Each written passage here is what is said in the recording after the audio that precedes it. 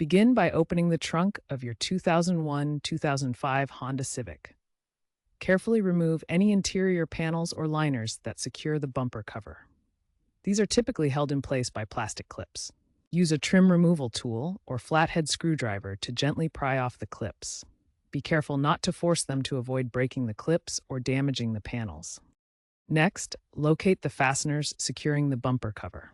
There are typically 4 to 6 plastic clips along the top edge of the bumper. Additionally, there are usually 2 to 4 screws or bolts at the bottom.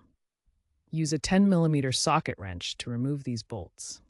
Before fully removing the bumper, support it with a jack or have a helper hold it in place to prevent it from falling unexpectedly. If your vehicle has license plate lights or sensors behind the bumper, carefully disconnect any wiring harnesses. Unplug the connectors to avoid damaging the electrical components. Finally, pull the bumper cover straight back away from the vehicle. Lift it carefully over any wheel well obstructions. Take care not to scratch the paint or damage the surrounding bodywork during removal.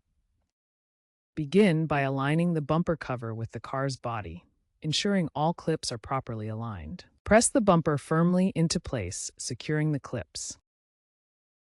Reinstall all screws and bolts that were removed earlier.